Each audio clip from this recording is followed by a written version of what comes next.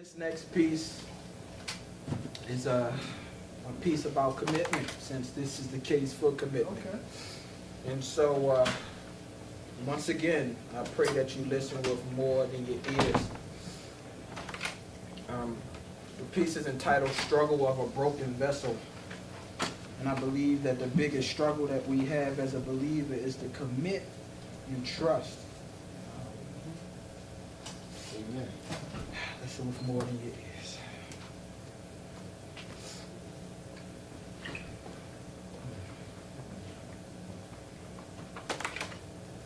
Let him speak to you, bro. Use him, Lord.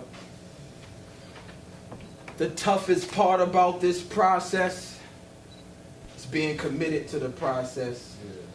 And the commitment has to be built to last because the enemy hasn't stopped yet. This is the struggle of a broken vessel. This is maybe the struggle of the person sitting next to you.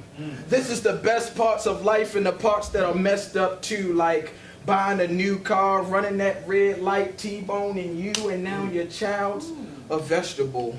Or like celebrating a promotion on a job, going out having too much to drink, barely making it home, but not past the vestibule. So you're lying there, silently sobbing, barely sleeping a wink, wake up to the same problems. This is pain, unspeakable, agony, unthinkable, ego the size of the Titanic, but this ship ain't unsinkable. My pride lies on the bottom of the ocean floor, furthest away from the place they say there's pain no more. See, I'm trying to make it to heaven. Well, at least to take a tour. I need to see those golden floors so I can be sure that's really my reward before I actually get in line with the will of the Lord. See, I need motivation. Because what else is going to stop me from succumbing to temptation when flesh-pleasing thoughts are a part of my daily contemplation? Can't even watch television without feeling some sensation. And it was only a Head and Shoulders commercial. See, arrow from the enemy was meant to be hurtful. He'll try to box you into the corner just so he can work you. Deep bruising sin leaves my spiritual skin black and purple, complacent with God's grace, so I feel I have room to make mistakes like I'm at rehearsal. But every man has an appointed time to be called home like they have a curfew. And Revelations 20 says you'll have to give an account to the time God gave you. Questions like, how many men and women have you committed to me after I saved you? And I also gave you the ultimate blueprint to commitment. I said I'll never leave or forsake you. I'm not trying to scare you. I'm just trying to educate you to learn to commit to him, even if it feels like he slayed you. This isn't easy. It's definitely a struggle. Come on, talk. Most of us in this room have only had half our Job experience, meaning we've only seen our trouble double.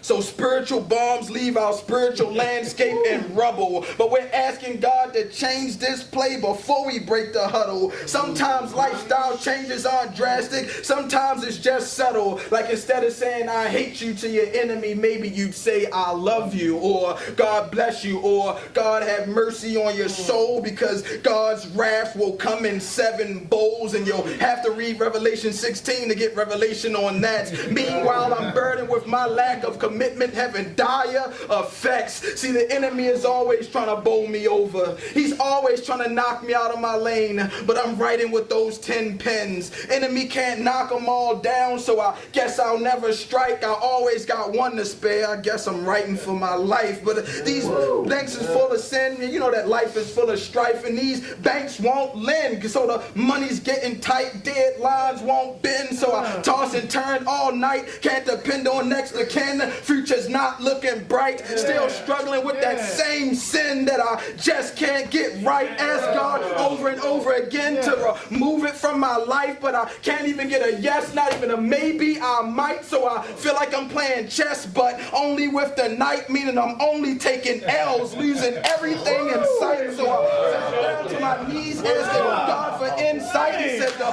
only way to me is through my son Jesus Christ. So I found myself in church like the very next night, sitting next to a friend who wanted to rededicate her life. She said there's always next week, so I didn't urge her to go ahead. Found out 23 hours, 17 minutes, and 6 seconds later that my friend He was dead. Yeah. Showed up to the crime scene. She was just lying there. Bullet hole in her head. And the scenario from the night before played over and over again in my head. Like, maybe if I didn't operate in the spirit of fear, maybe she'd still be here. Maybe she would have been reading the word or passing out tracts instead of working the curb out there on the track. And maybe she doesn't get caught in the crossfire of a deal gone bad for some crack. They say God never makes mistakes. Imagine that. Sometimes this Christian thing can be confusing. Evil everywhere. So does it seem like God's losing? Christians living contradictory to the word, doing anything of their choosing. Pastors with 1,000-member churches, but their power they're abusing. So to this broken vessel, it seems the system's broken. But I'm all for exposing crooked theologians with their fake philosophies and their false prophecies. Lifestyles consist of many hypocrisies, like they're trying to help the enemy to build monopolies, while decent pastors they basically take vows of poverty. But this isn't a fight against flesh and blood, but with principalities. But in reality, I spend a lot of my time battling me. Looking back in retrospect, I don't know what's gotten into me. Sometimes I feel like I could be my own worst enemy because I have deep issues. 10 prayer warriors couldn't fix. Sometimes I feel like I need 10 prayer warriors, 8 elders, and pastor times 6. I'm tired of making the excuse for missing the last 3 months of church like, Pastor, I was sick. I'm ready to stop running from God today. I just want to recommit and lean not to my own understanding and ask God for peace beyond all understanding and ask God to take me out of the equation while He's at it. God will make your salvation simple mathematics. First, He'll divide you from the world. Carry the one. Subtract the little sin, drop down to where you are, divide again. This time you from your flesh, carry the 2. Subtract a little more sin and the remainder is you. So you don't have to make the excuse, you now know what to do. Lose friends who want to commit you to the crazy house when you want to commit to God. Stop hanging around them clowns who would think you getting closer to God. It's just a facade. I'm going to leave you with this charge. Don't hold that cut card. We need to make that book and you better not play off. And if you didn't think I was talking about the book of life, then I guess you're way off. This struggle of a broken vessel will eventually pay off. We will reclaim our property. Tell the enemy to stay off. And he's also without a job. Tell the enemy he's laid off. We can do all things. Nothing is impossible at all. But it's all going to start with a commitment to God. I said it's all going to start with a commitment to God. See, all of us have yesterdays, but tomorrow may never come because we have passed away. It's time for us to commit, or for some of us, recommit today. Amen. Amen.